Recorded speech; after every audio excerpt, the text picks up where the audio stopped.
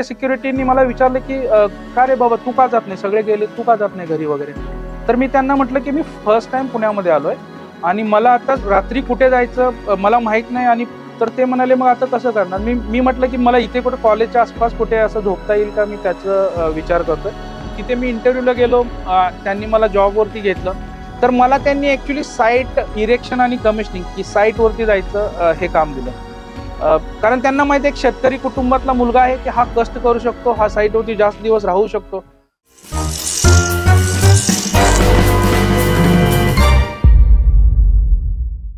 नमस्कार, माझं नाव सोमनाथ शिंगारे.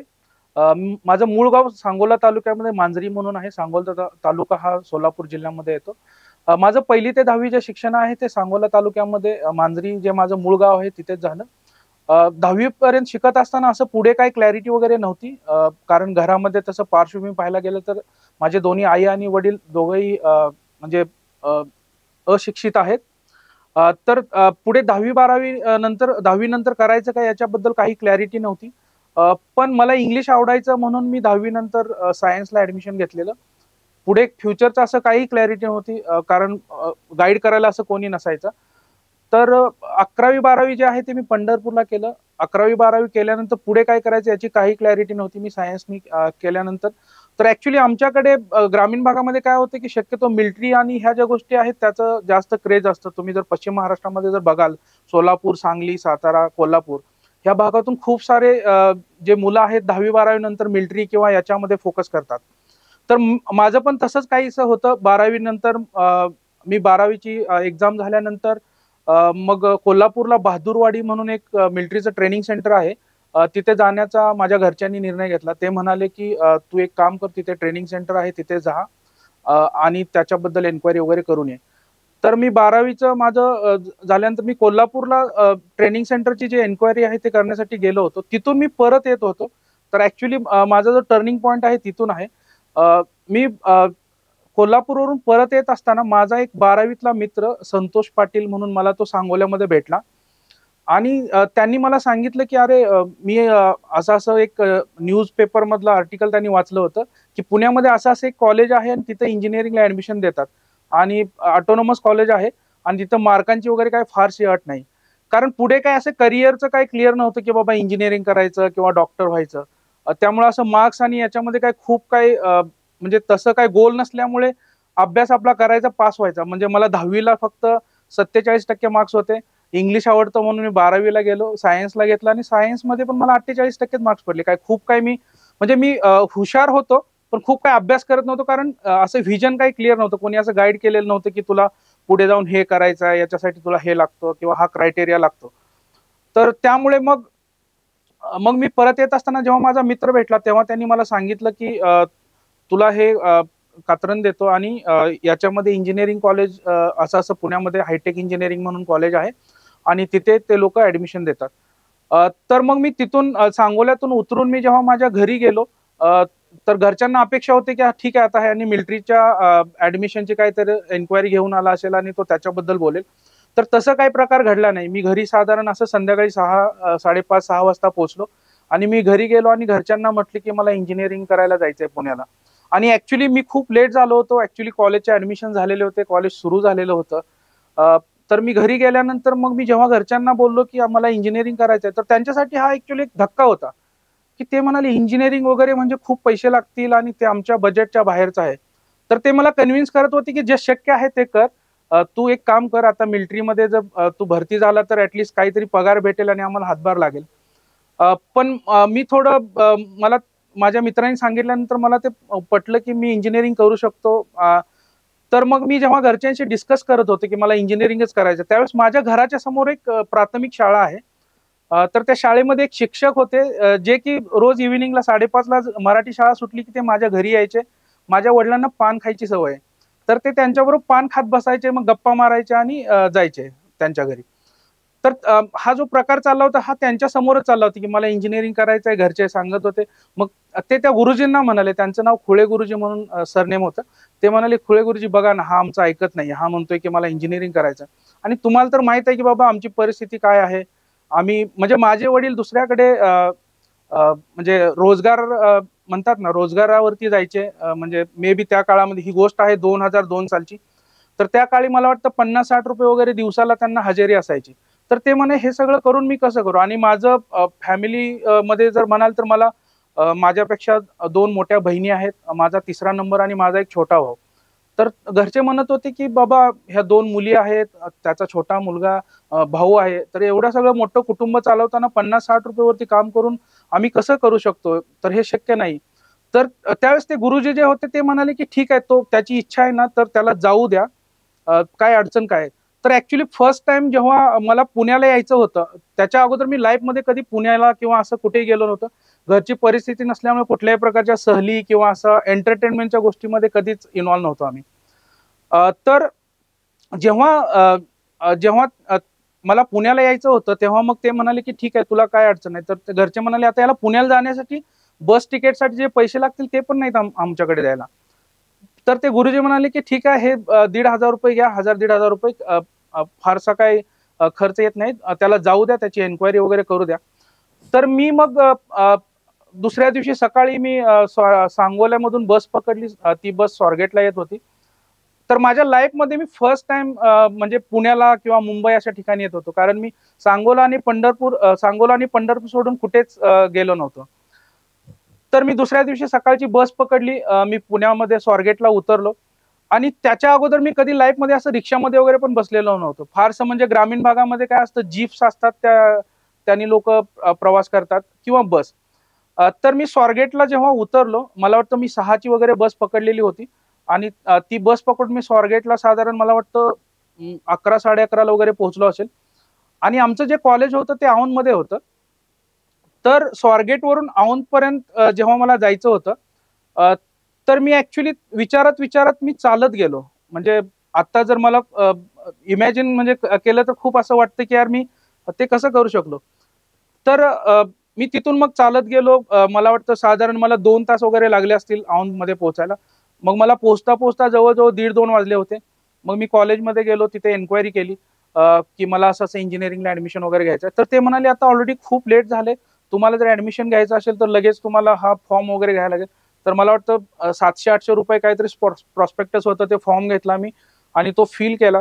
त्याच्यानंतर ते म्हणाले की आता आपल्याला कॉलेज जे आहे ते आमचं हिंजवडीला होतं. तर मला ते कॉलेजकडे घेऊन गेले बसनी. मग कॉलेज ॲक्चुअली सुरू झालं होतं, लेक्चर्स वगैरे पण सुरू झालेले होते. मग मी त्या बसनी कॉलेजला गेलो. कॉलेजमध्ये गेलो. कॉलेजमध्ये मग मी थोडेफार सेशन वगैरे अटेंड केले. मग संध्याकाळी 5-5:30ला कॉलेज सुटलं होतं. तर माझा असा रिटर्नचा वगैरे पण काही शेड्यूल नव्हतं. कारण मी जस्ट एन्क्वायरीसाठी आलो होतो आणि मीच निर्णय घेतला की मला ॲडमिशन घ्यायचं आहे. मी बाकी विचार पण नाही केला. साधारण मला वाटतं त्या काळामध्ये 15,000-15,500 वगैरे फीज होती. तर मग जेव्हा कॉलेज संपल्यानंतर रात्री राहायचं कुठं याची पण क्लॅरिटी नव्हती. कारण मी पुण्यात फर्स्ट टाईम आलो होतो. पुण्यामध्ये माझं कोणीही असं नव्हतं की ज्याच्याकडे मी हक्काने जाईन आणि किंवा राहीन. तर मग कॉलेज संपल्यानंतर सगळी मुलं निघून गेली. मग मी तिथेच इकडे-तिकडे बघत होतो की आता काय करायचं, कुठे जायचं काय? तर त्यावेळेस तिथे एक सिक्युरिटी होता. मला त्यांचं नाव आठवतं, भोसले म्हणून होते. तर ते भोसले सिक्युरिटीनी मला विचारलं की "का रे बाबा तू का जात नाही? सगळे गेले, तू का जात नाही घरी वगैरे?" तर मी त्यांना म्हटलं की "मी फर्स्ट टाईम पुण्यामध्ये आलोय आणि मला आता रात्री कुठे जायचं मला माहीत नाही आणि पुढचं काही क्लिअर नाही. आता मी कॉलेजचं ॲडमिशन वगैरेचं क्लॅरिटी माझ्याकडे आलेली आहे. तर मला आज रात्री कुठे राहायचं हे माहीत नाही." तर ते म्हणाले, "मग आता कसं करणार?" मी मी म्हटलं की "मला इथे कुठे कॉलेजच्या आसपास कुठे असं झोपता येईल का? मी त्याचं विचार करतोय." तर ते म्हणाले, "असं नाही झोपता येणार तुला. तू एक काम करू शकतो, जर तुला ओके असेल तर तू माझ्या घरी येऊन राहू शकतो." तर मी त्या रात्री त्यांच्या घरी गेलो. तर त्यांचं घर म्हणजे सिक्युरिटी म्हटल्यावर आपण समजू शकतो, म्हणजे आपण ही गोष्ट बोलतोय 2002 सालची. आता 2024 मध्ये पण मला असं वाटतं की सिक्युरिटीला 12-15,000च्या वरती कोणी पगार देत नाहीये. त्या काळामध्ये मे बी त्यांना 4 ते 5,000 रुपये पगार असेल. तर 10 बाय 10 ची रूम होती भाड्याने घेतलेली आणि ते आणि त्यांची मिसेस असं त्यांचं कुटुंब होतं, ते राहत होते. तर मी त्या रात्री त्यांच्या घरी गेलो. ते म्हणाले की "ठीक आहे, मग आता आम्ही गेलो. नंतर जेवण वगैरे त्यांच्याकडेच केलं. नंतर मी थोडं लाजत होतो की कारण मी फर्स्ट टाईम कोणाकडे तरी असं राहत होतो. तर मग मी रात्री ते म्हणाले की "ठीक आहे, मग आता आपण झोपू." मग मी ॲक्चुअली बाहेरच झोपलो आणि त्याच्यानंतर मग दुसरा दिवस उजडला. ते म्हणाले की "तू एक काम कर, आता तू रूम शोध." मग त्यांनी मला त्यांची सायकल दिली. त्यांच्या सायकलवरती मी हिंजवडीमध्ये गेलो. म्हणजे कॉलेजला गेलो, कॉलेज सगळं केलं आणि त्याच्यानंतर मग मी रूम शोधण्यासाठी हिंजवडीमध्ये रूम शोधली. तर स्वारगेट वरून जे माझं इंजिनिअरिंग कॉलेजचं ऑफिस होतं ते औंधला होतं. तर स्वारगेट वरून औंधपर्यंत मी ऍक्च्युली चालत गेलो. तर त्या काळामध्ये मी त्याच्या अगोदर लाईफमध्ये कधी रिक्षामध्ये बसलेलोच नव्हतो. तर मग मी चालत गेलो, तास दीड तास तिथे चालत गेलो. त्याच्यानंतर मग कॉलेजमध्ये गेलो, ऍडमिशनची एन्क्वायरी केली. मग त्यांनी सांगितले की कॉलेज आपलं जे आहे ते हिंजवडीला आहे. औंधवरून कॉलेजला जाण्यासाठी बसची अरेंजमेंट आहे. 1ली ते 10वी पर्यंत जे शिक्षण आहे तर ते आमचं जे आमची जी वस्ती आहे ती वस्ती साधारण गावापासून 5 ते 6 किलोमीटर दूर आहे. आणि आमच्या वस्तीवरून गावात जाण्यासाठी मध्ये एक छोटी नदी ज्याला ओढा म्हणतात ग्रामीण भागामध्ये तो आहे. तर आम्ही म्हणजे जेव्हा शाळेला जात होतो तेव्हा बऱ्याच वेळा काय व्हायचं की पाऊस वगैरे पडल्यानंतर मग आम्ही समजा स्कूलमध्ये शाळेमध्ये असू आणि जर पाऊस पडला आणि ओढ्याला पूर आला तर आम्हाला कोणाकडे तरी राहायला लागायचं. तर म्हणजे खूप सारी अशी बिकट परिस्थिती होती. आम्ही 5-5 किलोमीटर चालत जायचो आणि चालत यायचो. त्याच्यानंतर मग उन्हाळी सुट्टीमध्ये आई-वडील शेतमजुरी करायचे. वडील माझे मजुरीसाठी जायचे. म्हणजे उन्हाळ्यामध्ये कामं काय असतात तर रोजगार हमी योजना ही एकदम भारी योजना होती आणि आमच्याच तालुक्याचे आमदार गणपतराव देशमुखांनी ऍक्च्युली ते मंत्री होते रोजगार हमी योजनेचे. तर त्यांनी आम्हाला भरभरून कामं दिली होती. तर मी माझे वडील तिथे रोजगार हमी योजने जे आहे तिथं रस्ते बनतात आणि रस्त्यावरती काय असतं दगड, मुरुम आणि ह्या गोष्टी टाकून ते रस्ते बनवतात. तर माझे वडील तिथे दगड फोडायच्या कामाला जायचे आणि मग मलाही सुट्टीमध्ये काही काम नसायचं तर ते मग मी त्यांच्याबरोबर तिकडे कामाला जायचो. तर अशी खूप सारी बिकट परिस्थिती म्हणजे होती. तर म्हणजे मला असं म्हणायचं की बाबा बिकट परिस्थिती आहे ना त्याच्यातूनच खरं काहीतरी चांगल्या गोष्टी घडतात. तर मला मला ऍक्च्युली हे सांगायचं याच्यातून की जेव्हा तुम्हाला जर काहीतरी करण्याची जिद्द असेल तर तुम्ही ते करू शकता. पण ऍक्च्युली जेव्हा मी ग्रामीण भागातून आलो होतो आणि इथे पुण्यामध्ये इंजिनिअरिंग साठी बरीच मुलं इथली पुण्यातली लोकल होते किंवा काही बाहेरचे मुंबईचे वगैरे मुलं किंवा अदर स्टेट मधली पण मुलं होती. कारण पुण्यामध्ये बऱ्यापैकी इंजिनिअरिंग किंवा मेडिकलमध्ये जर तुम्ही बघितलं तर खूप बाहेरची मुलं पण असतात. आणि इंजिनिअरिंग आणि मेडिकल करणारी मुलं ही शक्यतो प्लॅन त्यांचं म्हणजे करिअर किंवा गोल हे सेट झालेलं असतं. पण माझ्या बाबतीत तसं काही नव्हतं. हे सगळं मला कोणीतरी बोललं आणि मला आवडतं म्हणून मी हे करत होतो. तर इंजिनिअरिंग करत असताना जेव्हा कॉलेज सुरू झालं त्या काळामध्ये ऍक्च्युली इश्यू असा होता की ग्रामीण भागातून आल्यामुळे इंग्लिशचा काय फारसा संबंध नव्हता. हा मला इंग्लिश आवडत होतं, मला येत होतं. पण जे प्रोनाऊन्सिएशन वगैरे पाहिजे ते म्हणावं तसं नव्हतं. तर मुलं ऍक्च्युली म्हणजे कॉलेजमध्ये जेव्हा आम्ही जायचो तेव्हा मुलं मग थोडं आपण जेव्हा बोलतो तेव्हा ते मग मागे हे करायचे म्हणजे टीका करायची की अरे हा असं कसं काय बोलतो, तसं का बोलतो. म्हणजे मिमिक्री करायची असं म्हणू शकतो आपण टीका म्हणण्याऐवजी. तर माझ्या इंग्लिश मध्ये सगळं लेक्चर व्हायचे ते बऱ्यापैकी डोक्यावरून जायचं पण डोक्यात एकच होतं की इंजिनिअरिंग घरच्यांची परिस्थिती नसताना सुद्धा त्यांनी एवढं सगळं करून पाठवलंय तर आपण इंजिनिअरिंग करायचं. पहिले 3-4 महिने तर माझ्या डोक्यावरून सगळं जात होतं पण मला परत जायचं नव्हतं. तर पहिल्या सेमिस्टरला माझा ऍक्च्युली मी वायडी झालो, माझे 2-3 विषय गेले. तर त्याच्यानंतर जो गॅप होता म्हणजे एक्झाम झाल्यानंतर ज्या सुट्ट्या असतात त्या सुट्ट्यामध्ये मी ठरवलं की आपण घरी न जाता आपण इथे MIDC मध्ये काहीतरी काम करू. तर जो 1.5-2 महिन्याचा गॅप होता त्या काळामध्ये मी कॉन्ट्रॅक्ट वरती टाटा फिकोसा म्हणून हिंजवडीमध्ये कंपनी आहे जे पेंट बूथ वगैरे असतं तिथे मी एका कॉन्ट्रॅक्टरकडे कामाला लागलो. ते मला साधारण 4-5 हजार रुपये द्यायचे. तर मी तिथे काम करायचो आणि मी कॉलेज म्हणजे जे सुट्टीचा पिरियड असतो मुलांसाठी तो एन्जॉय करण्यासाठी असतो. तर त्याच्यामध्ये मी एन्जॉय न करता मी कारण माझी जी बेसिक नीड होती की कुठून तरी पैसे उभे करायचे त्याच्यावरती मी काम करत होतो. तसं करून मग परत मी कॉलेज सुरू झालं, मग कॉलेजचा प्रवास सुरू झाला. तर त्या काळामध्ये माझा एक मित्र होता जो कॉलेजमध्ये होता. तो ऍक्च्युली मूळचा चाकणचा होता. तर आम्ही रूम घेतल्यानंतर तो माझ्या रूमच्या शेजारच्या रूम मध्ये राहायचा. त्याला चाकणवरून यायला लांब पडायचं हिंजवडी. तर मग त्याच्याबरोबर जरा ओळख झाली होती. त्याचे आई-वडील वगैरे यायचे आणि मग ते म्हणाले की अरे मग तुला जर हा आपल्या घरी येत असेल तर तुम्ही दोघं येऊन जाऊन करू शकता. तर मग त्याच्या घरच्यांनी विचारले की तू आमच्याकडे राहायला येऊ शकतो का? तर मी म्हटलं ठीक आहे, काही अडचण नाही. मग मी चाकणला राहायला गेलो. चाकणला राहायला गेल्यानंतर त्यांचं एक म्हणजे त्यांचे वेअर हाऊस होते आणि ते वेअर हाऊस भाड्याने दिलेले. तर त्यांनी काय केलं होतं एक छोटंसं कॅन्टीन सुरू केलं होतं आणि त्या कॅन्टीनमध्ये ते रात्रीचं वगैरे लेबर्स आहेत त्यांना चहा द्यायचं काम करायचे. तर मला ऍक्च्युली ते काम करायला लागायचं. म्हणजे रात्री 12 किंवा 1 वाजता उठून त्या लोकांना चहा देणे, पहाटे 4-5 वाजता एकदा चहा देणे. तर हेच एवढंच काम असायचं. मला राहणं खाणं फ्री होतं, त्यामुळे मी पण खुश होतो. मग असं करत करत मी 4-5 महिने त्यांच्याकडे काढले, पण थोडं अभ्यासावरती दुर्लक्ष होत होतं. मग नंतर मी निर्णय घेतला की आपण त्याच्याकडे न राहता मीच त्याला रिक्वेस्ट केली की आपण एक काम करू, आपण परत रूमकडे शिफ्ट होऊ. नंतर मग माझं इंजिनिअरिंग सुरू झालं. तर मला सांगायला एक गोष्ट खूप आवडेल. जेव्हा माझी रिपीट एक्झाम झाली, त्या एक्झाममध्ये मी ऍक्च्युली इतका अभ्यास करून मी टॉपर आलो. आणि त्याच्यानंतर मग जेव्हा second semester, third semester, fourth semester असं थ्रू आउट द 4 वर्ष मी कॉलेजचा टॉपर होतो. तर मला एक गोष्ट लक्षात आली, जी मुलं म्हणजे माझी मिमिक्री वगैरे करायची. कारण मी हॉटला हॉट म्हणायचो, वॉट म्हणतात त्याला. तर ते लोकं चेष्टा करायचे. तर मग नंतर जेव्हा मी अभ्यासामध्ये खूप पुढे चाललो होतो, तेव्हा मग बरेच मुलं माझ्याशी मैत्री करायला लागले, की "सोमनाथ आम्हाला तुझ्या नोट्स दे, हे कर, आपण अभ्यासाला एकत्र बसू" वगैरे. असं करत-करत माझा 4 वर्षाचा प्रवास छान झाला. पण मी सुट्टीमध्ये काम करायचो. नंतर मी शेवटच्या काळामध्ये तर मी ॲक्चुअली नाईट शिफ्टला पण काम केलं आणि मग दिवसभर अभ्यास करून असा माझा प्रवास सुरू होता. त्याच्यानंतर इंजिनिअरिंग झालं. इंजिनिअरिंग झाल्यानंतर शक्यतो लोकं काय करतात, की आता 2-3 महिने रिलॅक्समध्ये रिझल्टपर्यंत आपण बसू. तर तसं मी न करता मी इंजिनिअरिंग म्हणजे एक्झाम झाल्यानंतर लगेच पिरंगुटला एक कंपनी होती, सनकॅब्स म्हणून, ते एफ-आर-पी केबिन बनवतात. त्यांच्याकडे मी कामाला लागलो. मी असंच पेपरमध्ये कुठेतरी न्यूज वगैरे बघितलेली. म्हटलं जे भेटतंय ते काम करायचं. म्हणजे मी असं काय अडकून नाही राहिलो, की मला इंजिनिअरिंग रिलेटेड लगेच काम भेटलं पाहिजे. माझं मेन चणचण होती पैशाची. तर मला त्यांनी ₹5,000 देऊन मला कामाला घेतलं. त्याच्यानंतर मग माझा रिझल्ट लागला.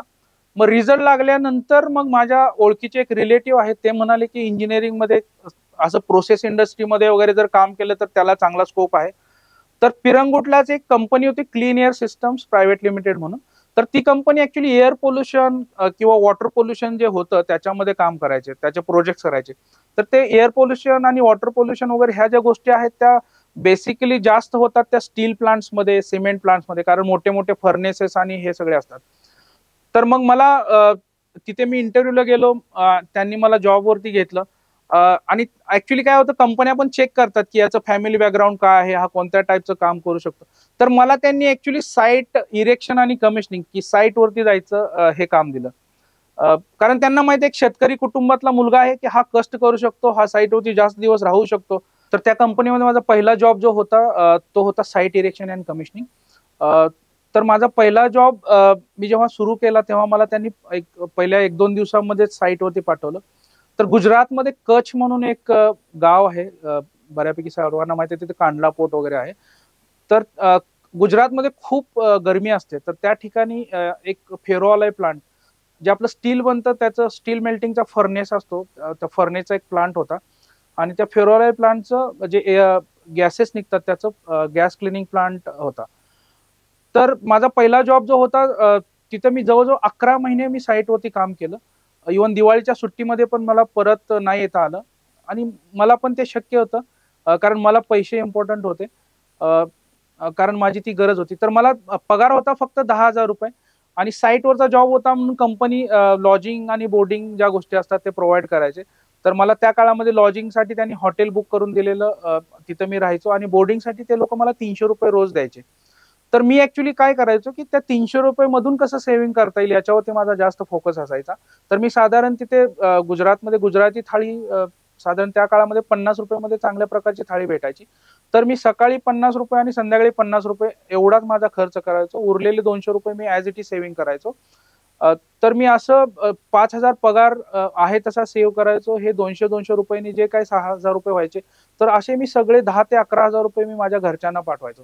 कारण घरची परिस्थिती नसल्यामुळे त्यांनी पण इकडून-तिकडून पैसे उचलून, कर्ज काढून सगळं उभं केलं होतं. माझं 4 वर्षाचं इंजिनिअरिंग वगैरे केलं होतं. तर मला वाटतं साधारण एक लाखभर रुपये वगैरे साधारण कर्ज झालं असेल. तर मी असं जवळ-जवळ 11 महिने साईटवरती काम करून ते पूर्ण कर्ज नील केलं. आणि मग 11 महिन्यानंतर ती साईट कंप्लीट झाल्यानंतर मी पुण्यामध्ये आलो. मी पुण्यामध्ये आल्यानंतर मग मग पुण्यामध्ये आल्यानंतर मग माझा एक मित्र होता, जयदीप आफळे म्हणून, जो सेल्समध्ये काम करायचा. त्या क्लीन एअर जी कंपनी होती त्या कंपनीमध्ये काम करायचं. तर मी जेव्हा साईटवर होतो तेव्हा तो साईट व्हिजिटसाठी आला होता.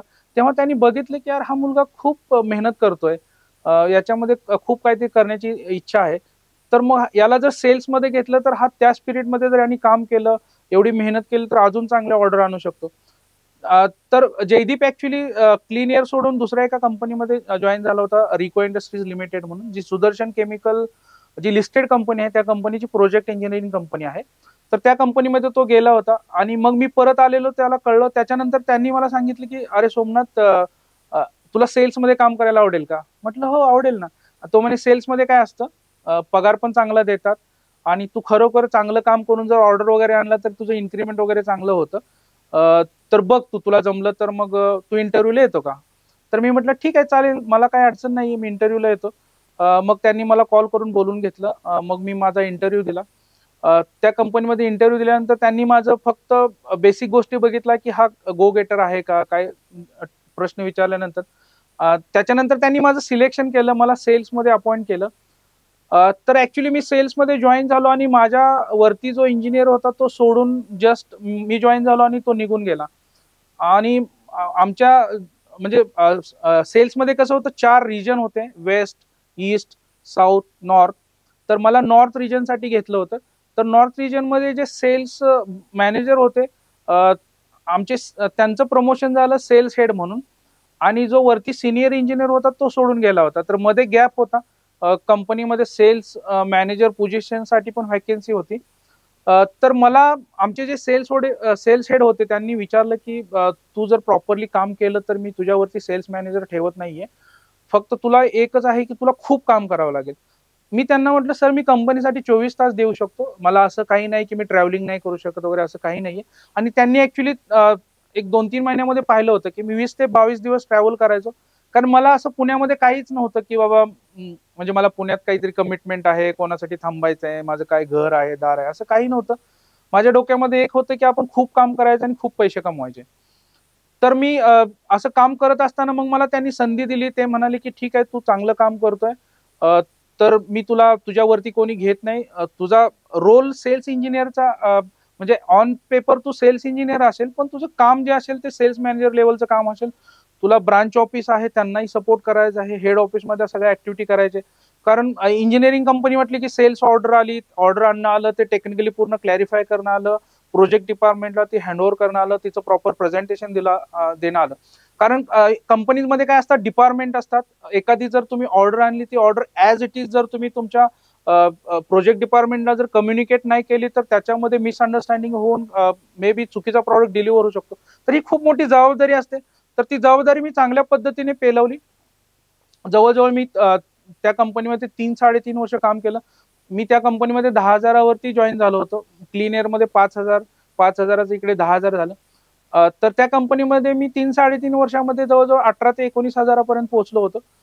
तर मला मार्केटमधून परत एक संधी आली की अजून म्हणजे कसं असतं, तुम्ही जेव्हा चांगलं काम करत असता तेव्हा बरेच कॉम्पिटिटर वगैरे पण तिथं बीड करत असतात. सेल्समध्ये तो एक ऍडव्हान्टेज असतो की नेहमी तुमच्याकडे ऑफर असतात जर खरोखर तुम्ही चांगल्या पद्धतीने काम करत असाल. तर मला अजून एका कंपनीतून ऑफर आली. त्यांनी सांगितलं की आम्ही तुला आमच्याकडे येऊ शकतो का, इंटरव्ह्यू घेतला. आणि त्यांनी मला ऍक्च्युली मी जेव्हा रिकोमध्ये होतो तेव्हा मी एक जस्ट घर घेतलं होतं डांगे चौकामध्ये. तर माझा पगार ऍक्च्युली 17-18 हजार होता आणि माझा 10 ते 11 हजार हप्ता जायचा. तर उरलेले जे आहे ते मला थोडं बजेट शॉर्ट व्हायचं, तर मला इन्क्रीमेंट आणि याची गरज होती. पण त्यावेळेस असं काही खूप क्लॅरिटी नसते. मला असं वाटतं की त्या काळामध्ये मी जर माझ्या बॉसला जरी बोललो असतो की सर मला भागत नाही आणि मला इन्क्रीमेंट पाहिजे, तर मला दिलं असतं, त्यांनी सोडलं नसतं. पण ठीक आहे, एवढी मॅच्युरिटी नसते. साधारण 3-4 वर्ष जॉब केल्यानंतर काय मॅच्युरिटी असणार आहे. तर मग मी दुसरी कंपनी जॉईन केली. तिथे मला त्यांनी जवळजवळ 45,000 दिलं, म्हणजे 17-18 हजारावरून 45,000. तर आता मग खूप पैसे येतात म्हणून मग मी काय केलं, त्यावेळेस पहिल्यांदा कार घेतली 2010 मध्ये. घर पण घेतलं होतं, मग लगेच कार घेतली. मग मी तिथे एक वर्षभर काम केल्यानंतर मग मला रिकोनी परत फोन केला आमच्या एमडीनी की सोमनाथ तू एक काम कर, तू बाहेर नको, तू आमच्याकडेच आहे, तुला तिथं काय पगार असेल तो आम्ही तुला देतो. मग परत मी रिकोमध्ये परत गेलो 2012. तोपर्यंत मग माझं कार घेतल्यानंतर 1-1.5 वर्षामध्ये माझं लग्न वगैरे झालं. तर माझी जी माझी जी बायको आहे ती ऍक्च्युली चांगली क्वालिफाईड आहे. तिचं MBA झालेलं आहे फायनान्स मधून. मुली वगैरे पाहण्याचं ठरवलं. तर त्या काळामध्ये मग आम्ही ग्रामीण भागातूनच मुली बघायचो, कारण माझ्या एवढी दोघंही शिकलेले नाहीत. तर त्यांची काळजी घेईल अशी आम्ही मुलगी बघत होतो. तर आम्ही असंच गावाकडे एका लग्नामध्ये गेलो होतो. त्या लग्नामध्ये एक शिक्षक होते. तर त्या शिक्षक माझ्या वडिलांना भेटले आणि ते म्हणाले की माझ्या म्हणजे त्यांची नात, म्हणजे त्यांच्या भावाची नात असं एक स्थळ आहे. आणि मग तर माझी मिसेस पण त्या लग्नामध्ये आली होती. तर त्यांनी तो ऍक्च्युली बायोडाटा माझ्या वडिलांकडे दिला. मग तिथं त्या लग्नामध्ये आमचं जस्ट अनऑफिशियली बघणं वगैरे वगैरे झालं. मग त्याच्यानंतर आम्ही ऑफिशियल बघण्याचं वगैरे ठरवलं आणि मग नंतर 3-4 दिवसानंतर आम्ही ते बघण्याचा कार्यक्रम झाल्यानंतर मुलगी वगैरे पसंत होती, सुंदर होती, शिकलेली होती आणि आमच्या घरच्यांना समजून गेली अशी होती. मग त्याच्यानंतर मग आमचं लग्न करायचं ठरलं. तर माझी जी वाईफ आहे तिचा खूप मोठा रोल आहे माझ्या बिझनेसमध्ये. आमचं लग्न झाल्यानंतर मग मी जॉब करत होतो. जॉब करत असताना मग ते घरचं सगळं सांभाळ वगैरे ती करायची. म्हणजे तिने तर लग्न झाल्यानंतर तिचं MBA आणि ते चालूच होतं. तिने ते MBA केलं. त्याच्यानंतर मग मला मुलगा झाला, मुलगी झाली. मग मुलगा मुलगी झाल्यानंतर मग माझी मुलगी जेव्हा एक 2-3 वर्षाची होती त्या काळामध्ये मग मी बिझनेस करायचा ठरवला. तर मी जेव्हा बिझनेस करायचा ठरवलं होतं तेव्हा माझ्या घरामध्ये ऑलमोस्ट सगळेजण माझ्या विरोधात होते. फक्त बायको माझ्या बाजूने होती. कारण तिला कॉन्फिडन्स होता की म्हणजे 2012 ते 2019 7 वर्षामध्ये यांच्याबरोबर प्रवास केल्यानंतर मला कधीच कुठल्या गोष्टीची कमी नाही पडली. आणि हे जेव्हा आता म्हणतायत की कॉन्फिडन्स की मला बिझनेस करायचा, तर तिला एक कॉन्फिडन्स होता की नक्कीच हे चांगलं काहीतरी करतील. लग्न झाल्यानंतर मग मी जॉब करतच होतो. मला रिकोमधून परत कॉल आला. त्यांनी मला परत बोलवून घेतलं. त्याच्यानंतर मग मी 2012 ते जवळजवळ 2019 खूप चांगल्या पद्धतीने जॉब केला. माझं खूप चांगलं करिअर सेट होतं. म्हणजे मी सेल्स म्हणजे मला त्यांनी परत घेताना मॅनेजर लेवलला घेतलं. कारण मी बाहेर गेलो होतो, तिथं मॅनेजर म्हणून गेलो होतो. मला परत त्यांना घेताना मॅनेजर म्हणून घ्यावं लागलं. म्हणजे मला सेल्स इंजिनियर पासून मी सीनियर सेल्स इंजिनियर पर्यंत पोहोचलो होतो 3-3.5 वर्षामध्ये.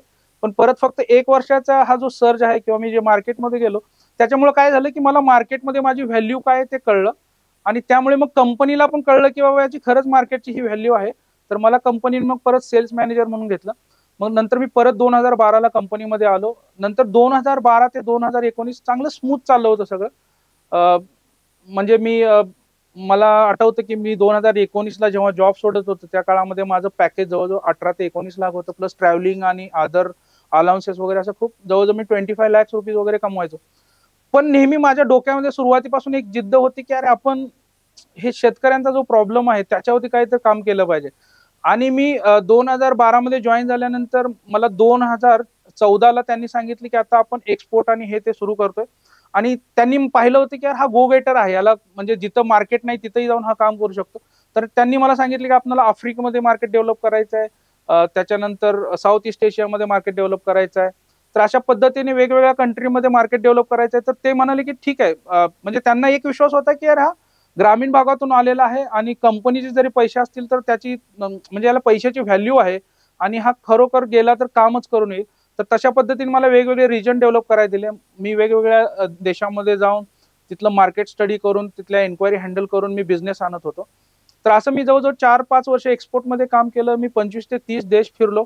खूप सारं ट्रॅव्हलिंग केल्यानंतर मला कुठेतरी असं सारखं नेहमी वाटायचं की यार आपण शेतकरी कुटुंबातून आलो आणि शेतकऱ्यांसाठी आपण काहीच करत नाही. कारण जग बघितल्यानंतर माझी एक कॉन्फिडन्स लेवल आहे ती खूप हाय होती.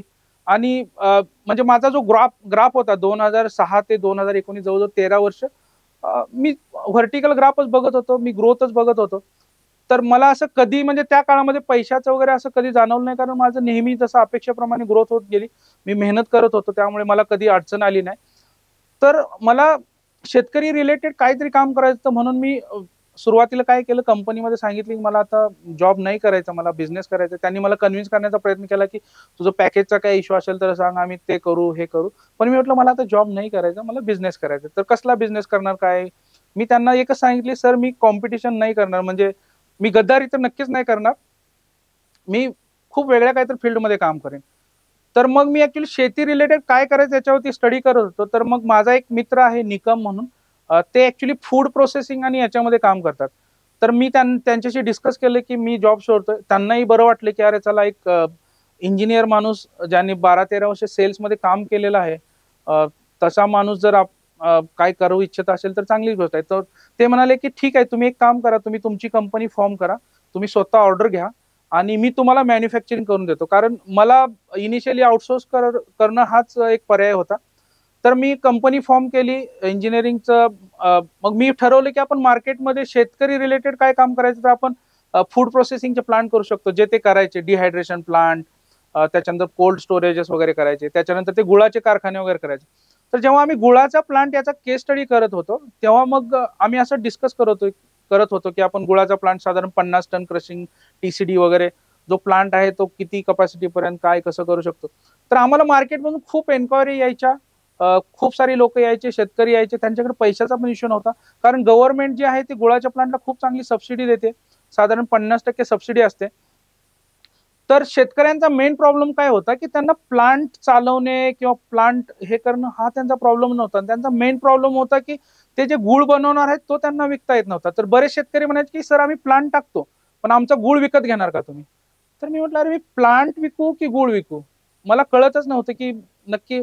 समजा मी प्लांट प्रोजेक्ट इंजिनिअरिंग करायचं ठरवलं आणि जर प्लांट द्यायचे म्हटलं तर मग मी गुळ कसा मी कमिटमेंट म्हणजे खोट्या कमिटमेंट देऊन ऑर्डर तर नाही घेऊ शकत.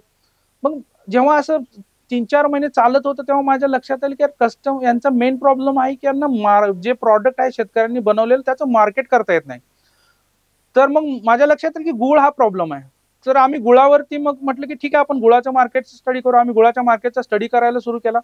जेव्हा गुळाच्या मार्केटचा स्टडी करत होतो तेव्हा आमच्या लक्षात आलं की गुळ फक्त विकणं खूप चॅलेंजिंग आहे. कारण तुम्ही जर मार्केट यार्डला गेले तर तिथं मुथा आणि अशी लोक बसलेले जे गुळाचं सगळं कंट्रोल करतात, त्यांच्याकडे गेले तुम्ही गुळाचं सॅम्पल दिलं तर ते तुम्हाला असं म्हणजे तुमचं मोटिवेशन एकदम डिमोटिवेट करून टाकतात की कसला गुळ आणला, काय याची काय क्वालिटी आहे का, हे ते.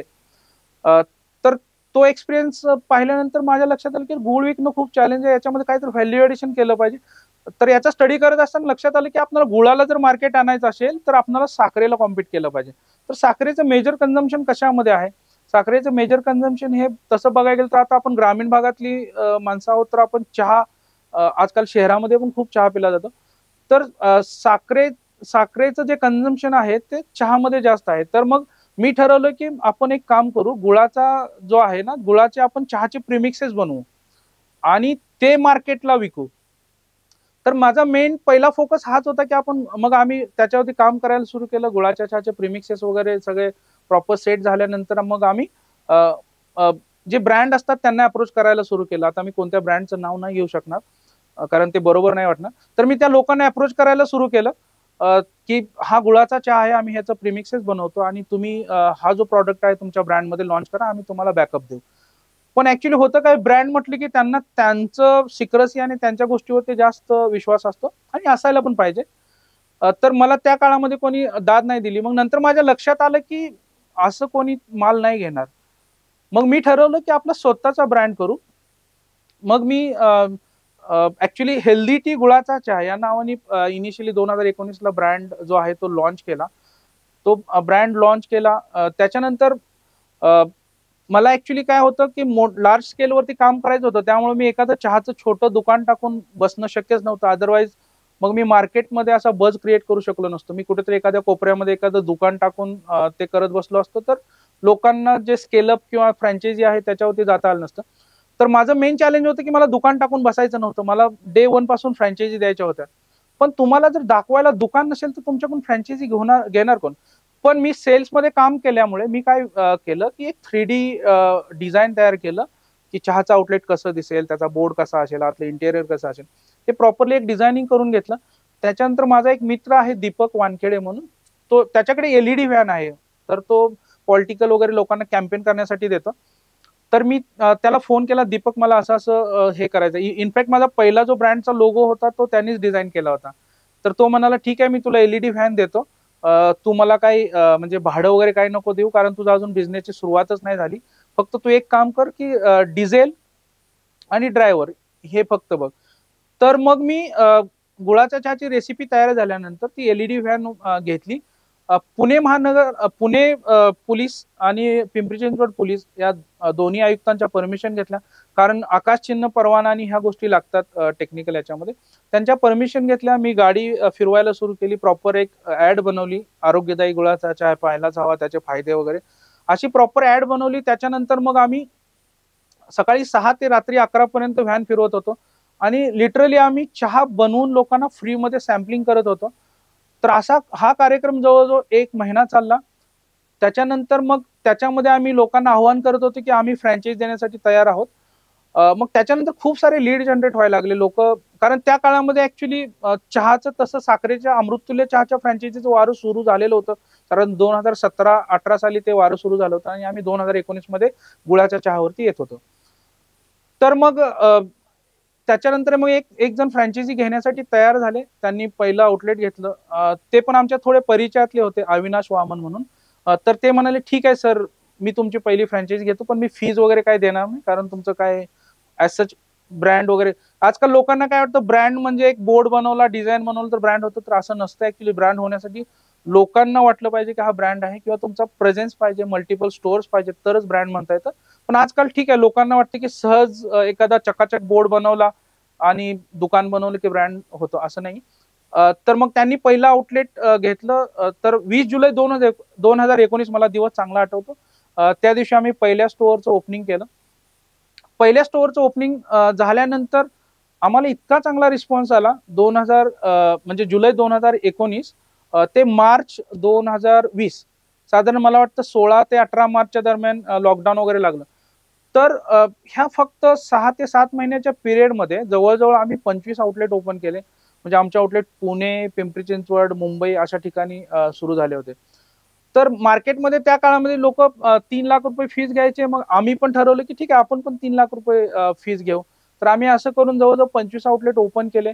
आणि मग मार्च मध्ये लॉकडाऊन लागलं. तर लॉकडाऊनच्या काळामध्ये खूप सारे चॅलेंजेस होते, कारण आम्ही सगळ्या फ्रँचायझी ज्या दिल्या होत्या फोपो मॉडेलवरतीच दिल्या होत्या.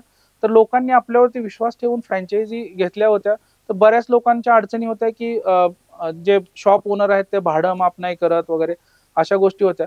तर त्या काळामध्ये मी विचार करत होते की ठीक आहे, आता लोकांचे पैसे आहेत वगैरे सगळं ठीक आहे, पण ऍक्च्युली आपल्याकडे मॉडेल असं काहीतरी वेगळं मॉडेल पाहिजे, एकदम स्लिम आणि ट्रिम. कारण आम्ही पण लोकांकडून 3 लाख रुपये फीस घ्यायचो सेटअपसाठी, साधारण 4-5 लाख रुपये, असं 7-8-10 लाखापर्यंत लोकांचे शॉप जायचे. तर त्याच्यानंतर मी विचार करत होतो की मॉडेल स्लिम ट्रिम केलं पाहिजे एकदम. म्हणजे जो पेबॅक पिरियड आहे तो 4 ते 6 महिन्यामध्ये निघला पाहिजे, वर्षाच्या आतमध्ये निघला पाहिजे, याच्यावरती काम करत होतो. तर मग माझ्या लक्षात आलं की यार, एवढी हेवी फीस घ्यायची कशाला. त्याच्यानंतर मग लॉकडाऊन नंतर मी मॉडेल रिवाइज केलं. आणि नंतर आम्ही ठरवलं की आपण फक्त 59,000 रुपये फीस घ्यायची. आणि सेटअप मध्ये पण आम्ही जवळजवळ 20-25 सेटअप केले होते. त्याच्यानंतर लक्षात आलं की काही काही गोष्टी खरोखर काही गरजेच्या नसतात. कोणीतरी केलंय म्हणून करण्यात काही पॉईंट नाही. मग आपण प्रॉपरली सगळं स्टडी केला आणि त्याच्यावरती काम करून आम्ही नंतर ठरवलं की 1.5 ते 2 लाखामध्ये फ्रँचायझी आउटलेट सुरू झालं पाहिजे. आणि एवढ्या कमी इन्व्हेस्टमेंट वरती काम करणारा मग लॉकडाऊन नंतरचा आमचा ब्रँड होता. तर आम्हाला खूप चांगला रिस्पॉन्स आला. लॉकडाऊन नंतर मग आम्ही कर्नाटकामध्ये एंट्री केली. कर्नाटकामध्ये बेळगावला आम्ही पहिलं आउटलेट सुरू केलं. आणि त्याच्यानंतर मग इतक्या एन्क्वायरी येत गेल्या की कर्नाटकामध्ये जवळजवळ आता आपले 150 ते 250 आउटलेट आहे. आणि आता आपला ब्रँड जो आहे तो जवळजवळ 13 राज्यांमध्ये आहे आणि 350 प्लस फ्रँचायझी आउटलेट्स आहेत. तर मला ऍक्च्युली एक गोष्ट सांगायला आवडेल की बऱ्याच वेळा होतं काय माहितीये का, आपण जे काय मॉडेल वगैरे आहे त्या मॉडेलचा प्रॉपरली स्टडी करून तो इम्प्लिमेंट केला पाहिजे. कारण आपण खरोखरच लोकांच्या आयुष्यामधला काही पेन वगैरे सॉल्व्ह करत असू तरच तो मॉडेल लॉंग टर्म टिकेल. तर इनफॅक्ट मी 2020 साली जेव्हा लॉकडाऊन लागलं होतं त्या काळामध्ये खूप अभ्यास केला. मी माझ्या कंपनीचं व्हिजन, मिशन किंवा कोर व्हॅल्यूज वगैरे सगळ्या सेट केलेल्या आहेत. तर माझ्या कंपनीचं ऍक्च्युली व्हिजन हे आहे की जागतिक बाजारपेठेमध्ये आरोग्यदायी उत्पादने निर्माण करून निरोगी समाज तयार करणे. आणि मिशन हे आहे की मार्च 2030 पर्यंत मार्च 2030 पर्यंत जगभरातील प्रमुख शहरांमध्ये किमान 3,000 यशस्वी उद्योजक. जेव्हा आम्ही म्हणतो की आम्हाला यशस्वी उद्योजक घडवायचे आहेत, तर ऍक्च्युली मग त्यांची इन्व्हेस्टमेंट आणि ते पेबॅक पिरियड वगैरे खरोखर निघला पाहिजे. तर मला 3,000 यशस्वी उद्योजक घडवायचे आहेत. तर आतापर्यंत मी 350 ते 450 उद्योजक घडवलेले आहेत. आणि येणाऱ्या काळामध्ये मग लॉकडाऊनच्या काळामध्ये मग मी जेव्हा कर्नाटक आणि तिकडे मला जायचं होतं, त्या काळामध्ये मग माझ्या लक्षात आलं की आपण फक्त रिजनल असून फायदा नाही, कारण माझं ग्लोबल व्हिजन होतं. तर हेल्दी टी गुळाचा चहा नाव, गुळाचा चहा कुठेतरी मराठी येत होतं, हेल्दी टी वरून लोकांना रिलेट होत नव्हतं. तर मग गुळाचा चहा ते गुळाच्या गोष्टी असा प्रवास लॉकडाऊन मध्ये घडला 2-3 महिन्यामध्ये. आणि मग आम्ही आमच्या ब्रँडचं नाव जॅगरी टेल्स असं कन्वर्ट केलं.